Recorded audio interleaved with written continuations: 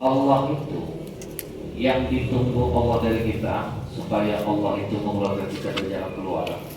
Kita harus suka mengevaluasi diri, mencari kesalahan kita, bukan kesalahan keadaan atau menyalahkan Allah dalam musibah yang kita alami. Contoh itu Nabi Yunus itu Pak, dia mendakwahi raja dan kaumnya.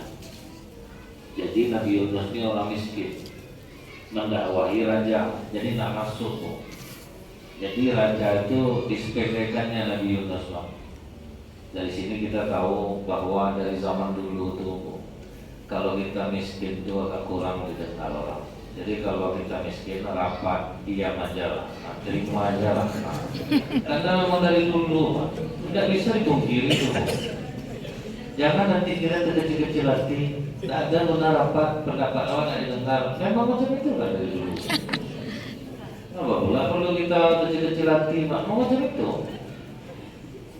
Orang kita hampir umumnya menilai sebuah kebenaran itu melalui harta benda yang dimiliki oleh orang yang ngomong.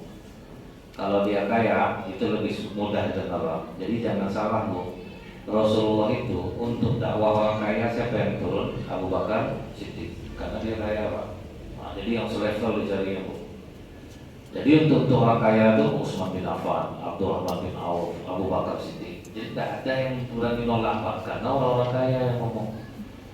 Itu cara Rasulullah, itu dipakai oleh Rasulullah Pak. Kalau untuk kalangan menengah ke bawah, Rasulullah yang turun. Tapi kalau untuk kalangan orang-orang berduit, itu Abu Bakar yang turun. Nah contohnya Bu ya, kalau di masyarakat kita ini ya, misalnya orang kaya ngomong, itu tuh Pak ya, dia orang mendengarkannya Bu, termotivasi orang dengar dia bicara. Saya ngomong gitu kentut aja dia semangat orang. Dan minta maaf dia mau Bapak terkentut Pak saya, ini tak apa-apa Pak Haji, bagus Pak Haji. Di rumah sakit aja orang habis operasi nunggu kentut itu baru boleh makan lagi. Lagi pula kentut Pak Haji ini tak busuk Pak. Nah, padahal baik Pak, baik betul. Tapi coba jadi orang miskin yang kentut. Maaf Bapak terkentut saya. Ada kok, tidak ada. Kamu ngaji loh. Jadi memang dari dulu itu seperti itu Pak. Saya ini ingin menanamkan Bu, jangan kita terkecil hati, karena memang itulah masyarakat pada umumnya dari zaman dulu. Jadi maksud saya itu jangan kita terkecil hati, bukan berarti miskin itu sesuatu yang kita tidak. Jangan terkecil hati kalau kita tidak didengar orang. Nabi Yunus gara-gara tidak didengar orang itu mengadulah dia kepada Allah. Kata Allah, ku kasih mereka waktu 40 hari Yunus.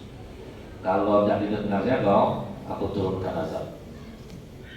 Disampaikan Nabi Yunus lah kepada raja, kalau kalian mau bukti, kalau kalian tidak ikut apa yang aku sampaikan, dalam 40 hari kalian ikut aku, Allah akan mengazabkan. Kenapa nunggu 40 hari? Sekarang aja lah, ditantang Bapak. Jadi selama 40 hari itu kena bully kan Nabi Yunus Pak. Tiap hari itu dibully, diejek, dihinakan. Sampailah hari ke-40. Dan sore harinya, macam Nabi Yunus dari ke-40 nih, tidak ada apa-apa. Di situ tidak sanggup Nabi Yunus nahan ini. Tanpa izin Allah ditinggalkannya kaum. Kalau Allah tidak ada yang berangkat Pak.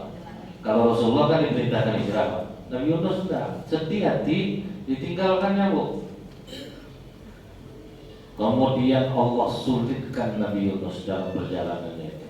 Jadi kalau kita lihat Pak ya, bagaimana Allah akhirnya menyulitkan Nabi Yunus di perjalanan itu diceritakan Allah di dalam Al-Quran dalam surah Al-Anbiya ayat 87. Dan ingatlah ketika Yunus dia pergi dalam keadaan marah, lalu dia menyangka bahwa kami tidak akan menyulitkannya. Nah, itu sudah Allah Pak.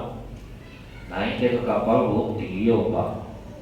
Apa kata nakoda kapal ini? Ini ada orang yang dimurkai Allah berarti dalam kapal ini. Kita harus berundi untuk menurunkan orang itu di tengah laut ini. 3 kali diundi, nama Nabi Yunus yang keluar. Nah, dihukum Allah ya Bu. Akhirnya dilemparlah Nabi Yunus ke laut, dimakan oleh ikan ton atau ikan paus. Apa kata Allah? Lala bisa fi batnihi ila yaumil yub'atsun. Kalau sempatlah dia akan minta ampun sama aku, kata Allah, sampai hari kiamat di dalam perut ikan. marah Allah Pak, tegas Allah, walaupun sama nabinya sendiri. Jadi apa zikir Nabi Yunus ketika dalam perut ikan itu? La ilaha illa anta subhanaka inni kuntu minadz dzalimin. Tiada Tuhan selain Kau, Maha Suci Kau ya Allah. Aku telah menzalimi diri aku sendiri. Ngaku salah, tahu dia salahnya. Itu yang ditunggu Allah dari kita kalau mau jadi hamba Allah yang bertakwa itu Pak. Ini kadang terdengar omongannya Bu, capek saya sholat Ustaz. Tidak berubah kayak gitu saya ini. Kerja susah juga, ada yang jodoh susah, banyak. Saya bilang sama dia jangan disalahkan Allah dulu. Allah itu ditunggunya kalian tuh ngaku sama kesalahan kalian sendiri. Contoh nih Pak, gaji dia 4 juta, di kreditnya mobil 3.600.000 surat sebulan. Ini jual 400 duit lagi Pak. Sholat berdoa enggak dia Bu, ya Allah mengapa kau berikan hamba cobaan seberat ini. Udah dia yang buat kelakuan, Allah disalahkan. Coba sadari itu Bu. Kenapa dalam pekawan orang tak suka sama kita? Saya evaluasi itu Bu, ibu-ibu pengajian misalnya. Kenapa ibu-ibu pengajian ini tak suka sama ketuanya? Saya tengok pembawaan ketuanya itu selama pengajian. Oh rupanya overacting. Nah, misalnya suka jalan-jalan. Supaya tahu dia ketuanya gitu Pak ya, nanti menghidupkan lampu lah dia, testing lah dia, terus banyak betul rencananya. Besok kita pakai baju putih-putih ya ibu, besok lah dia semua orang. Itulah Ustaz, heran saya. Padahal yang saya ajak ini kebaikan tak mau ibu-ibu. Dia tuh Bu, cara ibu ke mereka tuh Bu. Kalau saya melihat sempat saya jadi jamaah ibu, tak mau saya ibu ketuanya, serius. Ibu kadang saya mengaji, ibu jalan, ibu situ ya AC lah ibu hidupkan, ya lampu lah, gelisah saya jadinya Bu. Makanya ibu itu gak suka sama dia. Nah jadi kalau kita evaluasi Bu, kita akan tahu Pak, apa yang menyebabkan kita hidup menderita.